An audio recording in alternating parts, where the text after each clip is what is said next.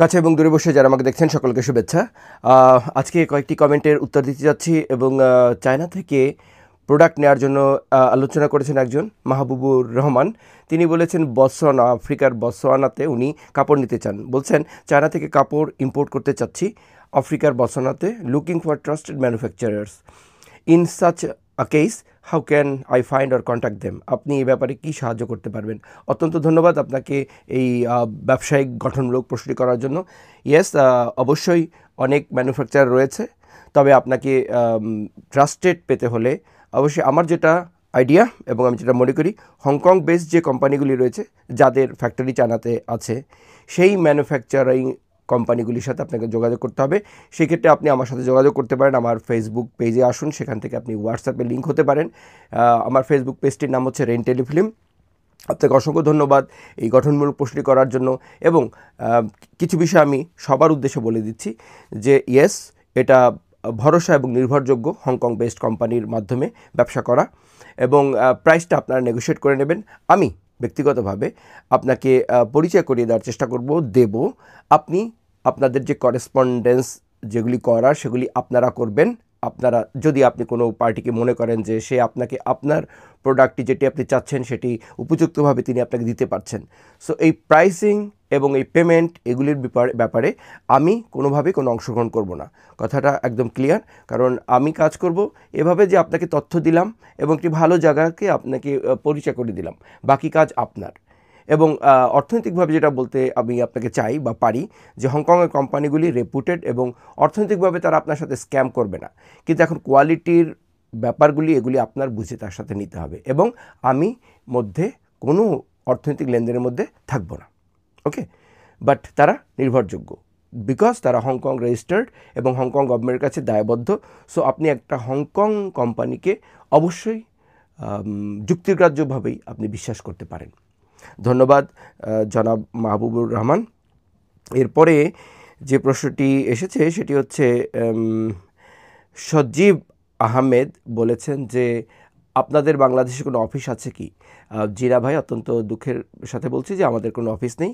এবং আমার ব্যক্তিগত ব্যাপারটি আপনাকে বলছি যে আমি খুব অল্প বয়সে, আমি লিটারালি আমার টিন এজে আমি বাংলাদেশ ছেড়ে চলে এসেছি, এবং তারপরে বাংলাদেশ বেস কোনো ব্যবসা আমার কখনই করা হয়নি।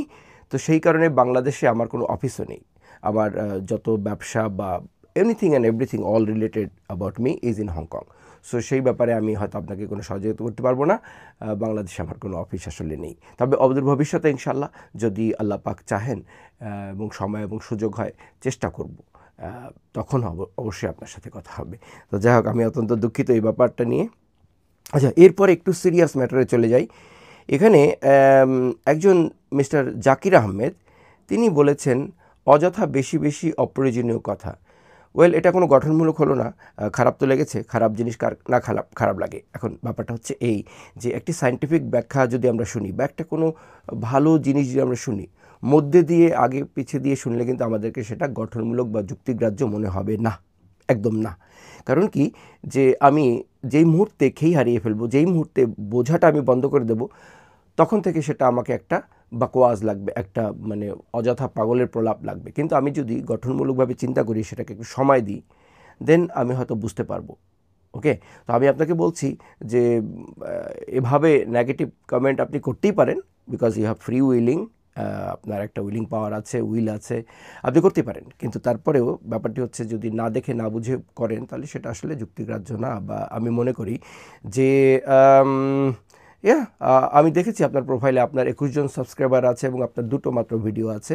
আর আমি যদি আমার প্রোফাইলের কথা বলি, তাহলে আমার ওভার 20,000 সাবস্ক্রাইবার আছে। তাও 2019-এ কিন্তু আমি ভিডিও দেওয়া বন্ধ করেছি, কিন্তু আমার সাবস্ক্রাইবার বাড়া কিন্তু অল্প অল্প করে বাড়ছে, ঘটেনি কিন্তু।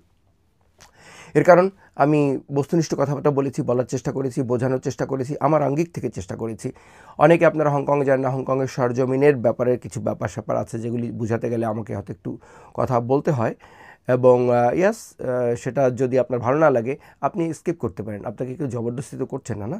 আপনাকে কেউ বলছে না, অবশ্যই না।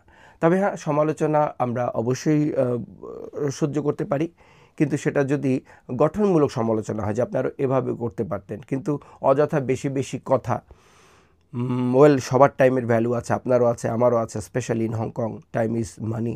হ্যাঁ, খুব বেশি মানি। অনেকে হয়তো আপনারা জানেন না, আপনাদেরকে আমি একটি কথা বলতে চাই যে পৃথিবীর সবচেয়ে বেশি ইনকামের দেশ হচ্ছে হংকং। এখানে এই দেশটাকে বলা হয় খুবই একটি মানে ডাইনামিক গতিশীল অর্থনীতির দেশ। সো এখানে যাকেই আপনি দেখবেন কেউই বেকার না। বেকার মানুষের জায়গা হংকংয়ে হয় না, এটা জেনে রাখতে হবে। সো যে জায়গাটা আমি দাঁড়িয়ে রয়েছি এখানে বসে আমি ফালতু বকওয়াস করছি না। এনিওয়ে, আচ্ছা, তারপরে আরেকটি আমি চলে যাই, কারণ এগুলিতে বেশি সময় দেওয়া আমার মনে সমীচীন হবে না। সো আরেকটি যেটি বলছি সেটাতে বলেছেন যে ইয়া যে না, ঠিক আছে, এখানে শেষ করে দিই, আর দরকার নেই, তিনটেই এনাফ।